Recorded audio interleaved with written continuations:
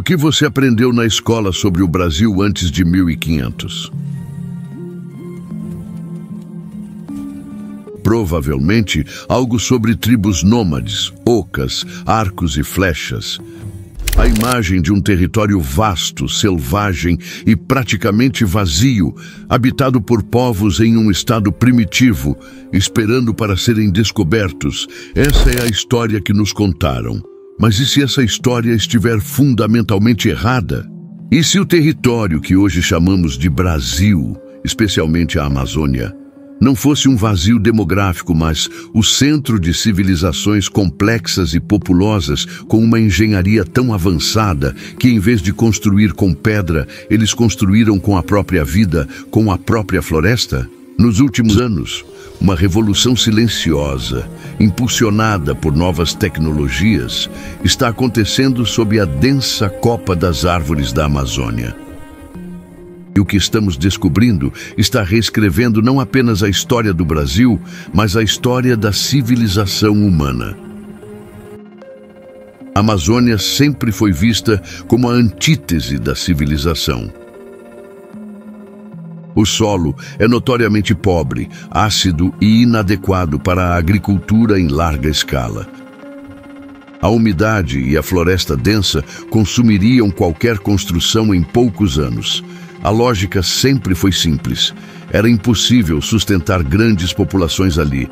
Cidades, estradas, agricultura organizada. Tudo isso seria impraticável. Por séculos, essa foi a verdade científica. Qualquer evidência em contrário era tratada como fantasia, como o delírio de exploradores perdidos na selva. O principal desses delirantes foi um frei espanhol chamado Gaspar de Carvajal, que em 1542 desceu um rio gigante com o conquistador Francisco de Orellana. Ele escreveu em seu diário sobre cidades que se estendiam por quilômetros ao longo das margens. Com dezenas de milhares de habitantes, estradas que partiam da margem em direção ao interior e uma população tão densa que não havia um único trecho de rio que não estivesse povoado. Ele descreveu um mundo vibrante, organizado e poderoso. Mas quando outros europeus voltaram décadas depois, não encontraram nada. A floresta parecia vazia. O relato de Carvajal foi, então, arquivado como um exagero, a ficção de um homem querendo impressionar a coroa espanhola. A Amazônia selvagem e intocada venceu a narrativa. Até agora. A tecnologia que está mudando tudo tem um nome: lidar. Imagine um avião sobrevoando a floresta, disparando milhões de feixes de laser por segundo. A maioria é refletida pelas folhas, mas alguns encontram frestas e atingem o solo, mapeando o relevo com uma precisão centimétrica. O resultado é um mapa 3D perfeito do chão da floresta, como se cada árvore e cada arbusto tivessem sido magicamente removidos. Pela primeira vez na história, podemos ver o que a selva esconde. E o que estamos vendo é a confirmação do mundo de Carvajal. No Acre, o desmatamento já havia revelado algo estranho. Centenas de enormes valas geométricas, os geóglifos, quadrados, círculos e linhas perfeitas, algumas com centenas de metros de diâmetro, entalhadas no solo há mais de 2000 anos. Ninguém sabe ao certo sua função, se eram centros cerimoniais, calendários astronômicos ou defesas. Mas sua escala e precisão já indicavam uma sociedade organizada, capaz de mobilizar muita gente para obras colossais. Mas foi o lidar que conectou os pontos. Em regiões de Rondônia, do Mato Grosso e no Alto Xingu, a tecnologia revelou uma paisagem completamente artificial. Cidades inteiras, com praças centrais, plataformas elevadas, onde casas eram construídas, cercadas por paliçadas e valas defensivas.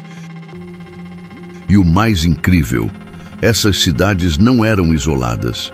Elas estavam conectadas por uma rede de estradas retilíneas, algumas com mais de 40 metros de largura, que se estendiam por dezenas de quilômetros, ligando centros urbanos, vilas menores e áreas cerimoniais. Não eram cidades de pedra como as dos Incas ou Maias. Eram algo diferente, talvez mais sofisticado. Cidades-jardim, perfeitamente integradas à floresta. Mas como eles alimentavam milhões de pessoas num solo tão pobre? A resposta é uma das maiores maravilhas da engenharia antiga, a terra preta de Índio. Esse solo escuro, rico em nutrientes e incrivelmente fértil, não é natural da Amazônia. Ele foi fabricado.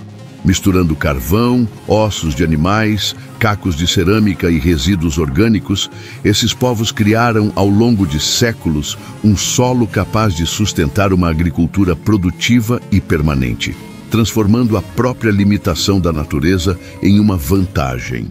Eles não apenas viviam na floresta, eles a gerenciavam. Construíam barragens e canais para criar viveiros de peixes e tartarugas, garantindo proteína o ano todo.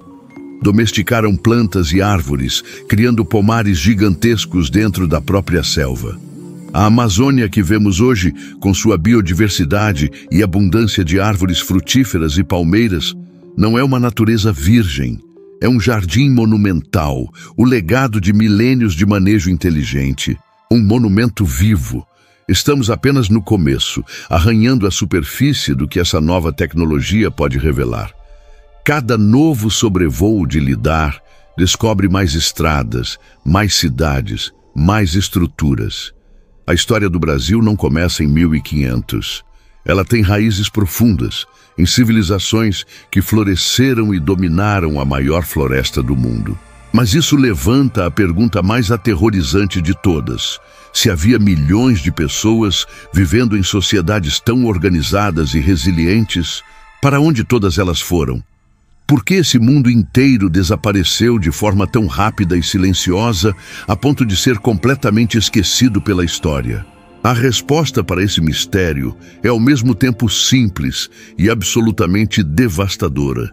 As grandes civilizações da Amazônia não foram derrotadas em batalhas épicas, nem desapareceram por alguma catástrofe natural. Elas foram vítimas de um inimigo invisível, implacável e que viajou muito mais rápido que os próprios europeus. As doenças. Quando os primeiros navios chegaram à costa do que hoje é o Brasil, eles não traziam apenas homens, armas e espelhos. Eles traziam um arsenal biológico contra o qual os povos das Américas não tinham absolutamente nenhuma defesa. Varíola, sarampo, gripe, tifo, doenças comuns na Europa que por séculos de convivência já haviam gerado alguma imunidade naquelas populações, eram completamente novas aqui. Para os habitantes originais do continente, o primeiro contato com esses micróbios era quase uma sentença de morte. E a tragédia foi amplificada justamente pela característica que tornava essas sociedades tão avançadas: sua conectividade.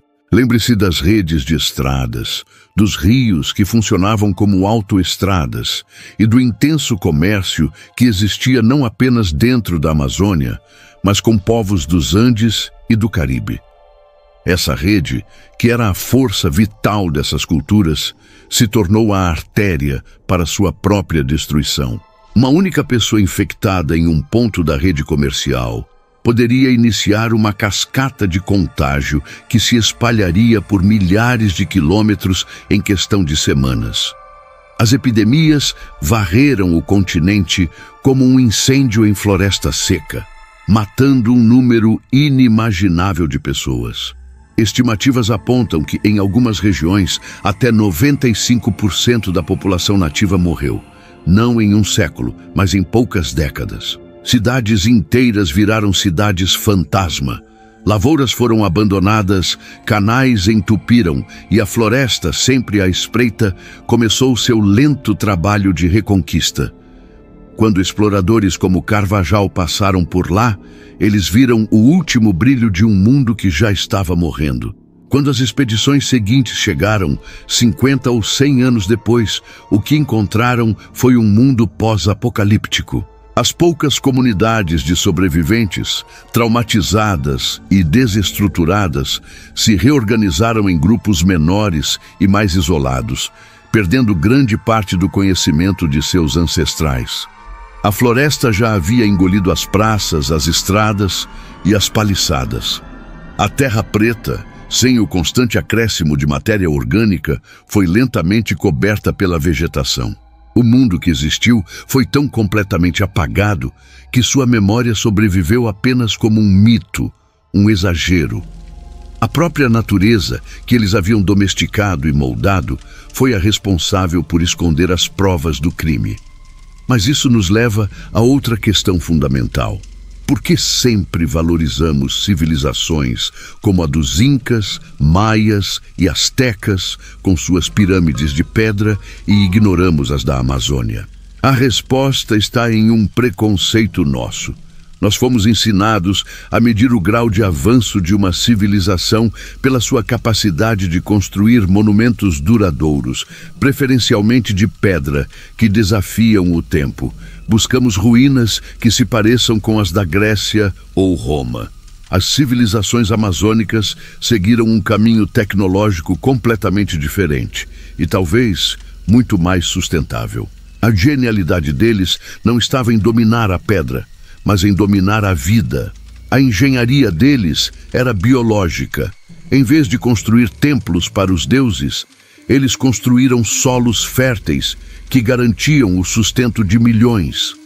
Em vez de erguer muralhas de granito, eles criaram mosaicos de florestas e campos cultivados, manejando a paisagem em uma escala continental. Sua tecnologia era baseada na ecologia, na compreensão profunda dos ciclos da natureza.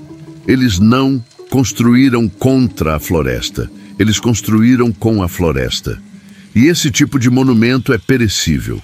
Uma estrada de terra é engolida pela vegetação. Uma cidade de madeira e palha apodrece. Um sistema agrícola complexo, sem gente para mantê-lo, colapsa e vira mata virgem. Nossa miopia histórica nos fez procurar por castelos de pedra, em um lugar onde se construíam catedrais de árvores e solos férteis. O que estamos descobrindo agora, com a ajuda de satélites e lasers, é o contorno fantasmagórico desse mundo perdido. Cada geóglifo, cada trecho de estrada revelado pelo lidar, cada mancha de terra preta encontrada é um testemunho silencioso. Os povos indígenas que vivem hoje na Amazônia não são relíquias de um passado primitivo. São os descendentes dos sobreviventes de um apocalipse. Eles carregam em sua cultura e em seu DNA a memória fragmentada desse passado grandioso. A descoberta dessas cidades perdidas não é apenas uma curiosidade arqueológica. É um ato de justiça histórica, que devolve a esses povos a profundidade e a complexidade de sua herança.